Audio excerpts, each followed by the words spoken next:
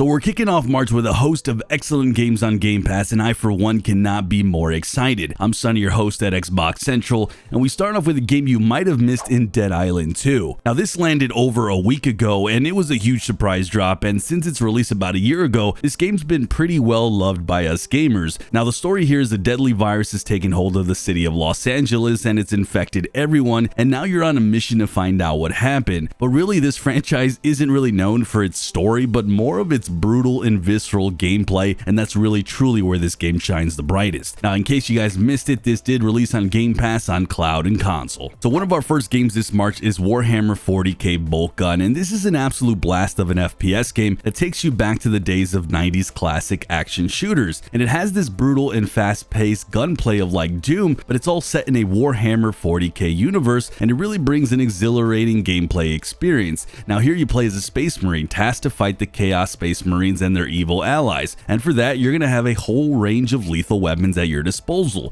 from shotguns to the iconic bolt gun. This game's really a must-play for fans who are craving that old school 90s shooter vibe in a familiar Warhammer setting, with the level design and the mechanics that really throw you right back to the golden era classic shooters. So it looks like Game Pass is continuing to add games that are kind of meant for the whole family, and honestly I'm not mad about that. Paw Patrol World sees its debut on Game Pass, and if you guys are a fan of the hit kid show, or maybe your kids love it, they can experience the live action adventure game where they play as these adorable pups and they go on rescue missions and save the town. But the game isn't just about all business or saving people, there's actually plenty of mini games to just sit back and have some fun. Now the game does have a host of collectibles and things to gather. There is some awesome split screen multiplayer available so you can play with someone else. And if you guys are interested in Paw Patrol World, this does land on March 7th on cloud, console, and PC. Now I'm very familiar with this next game because when it first dropped, I'm like, there's no way a SpongeBob game can be any good, but they actually pulled it off in SpongeBob SquarePants Battle for Bikini Bottom, and it's quite a surprisingly sleeper of a game. It dropped some years ago, and you can play as SpongeBob, Patrick, or Sandy, and you're of course going up against the evil Plankton. And I mean, this is an adventure game through and through. There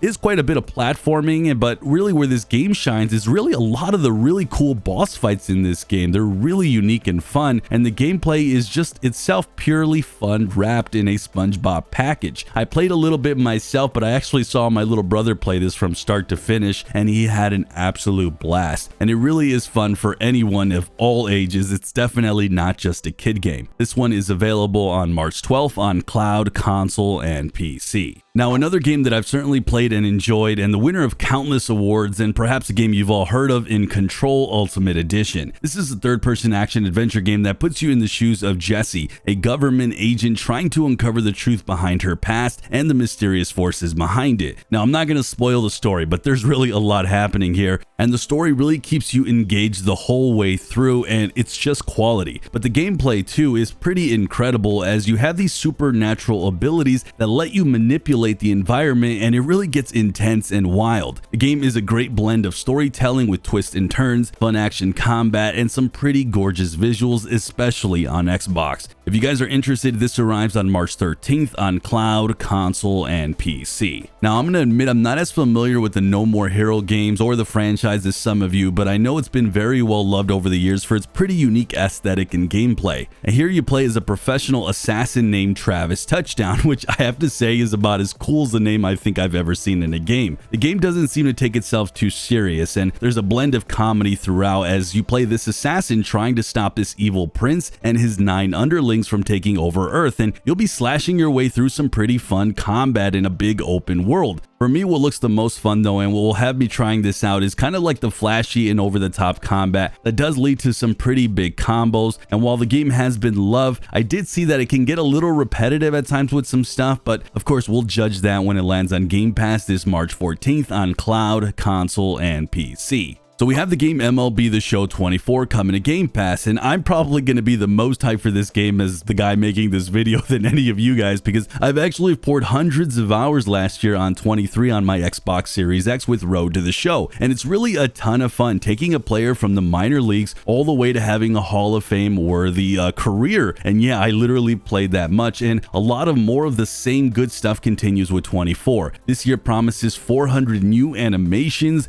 there's new throwing motion, motions, there's new picture animations, and there's a host of new gameplay changes that I'm really looking forward to. Then you add in the modes and the things like following baseball legends and playing their story, and really the game continues to be solid year in and year out. For me, as a guy that's kind of new to baseball games, it's been perfect and really not much to complain about. This does land on March 19th on cloud and consoles. So Lightyear Frontier is the ultimate space adventure for all of the people out there who really like farming sim, but guys, you're actually in space. And Lightyear Frontier takes that traditional farming simulator and really brings it to the next level. Here you step into the shoes of a space explorer tasked with rebuilding society on a distant alien planet. And you get to do some seriously cool stuff in this game, such as exploring vast and gorgeous biomes, gathering all different kinds of resources, building your base, growing crops, and even uncovering ancient secrets of this unknown world. And of course, you also get to grow your very own space garden with all kinds of funky alien planets and crops. Now, that does sound like a lot of work, right? Well, you don't actually have to do it all alone. Lightyear Frontier is also coming packed with a co-op multiplayer that lets you team up with you and 3 other buddies, which I actually think is pretty awesome. Lightyear Frontier arrives on PC and consoles on March 19th. So Diablo 4 is making its way onto Game Pass this March 28th, and I can't wait to get my hands on this one. Now, if you think you've seen it all when it comes to the Diablo series, trust me, this one I feel for me is a game changer, especially as somebody who poured thousands of hours into Diablo 3. Now, we personally play Diablo games for their intense demon hunting action without paying much attention to the story, and I'm very guilty of that. But Diablo 4 kind of changes that with the exceptional storyline that I think hooks you right from the very beginning to the end. It's definitely a bold change for the long-running franchise, but I think it's definitely a step in the right direction. Sure, the gameplay might not be as good as maybe some of the older games in the series, but I still think it's really fun and challenging, and it's definitely wrapped in a more modern package.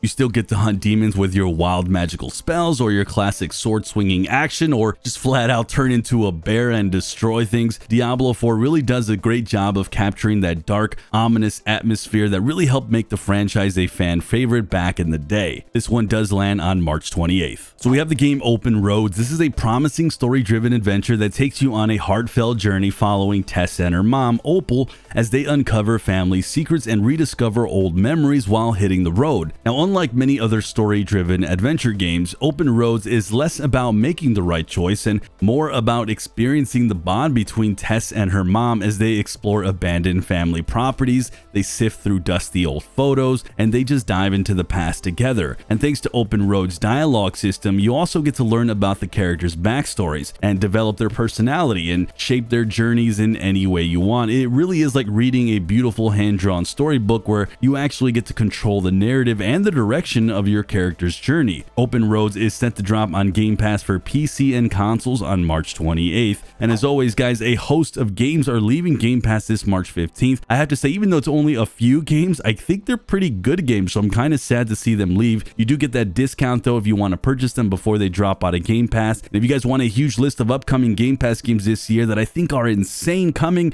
you're going to want to check out that video on the screen.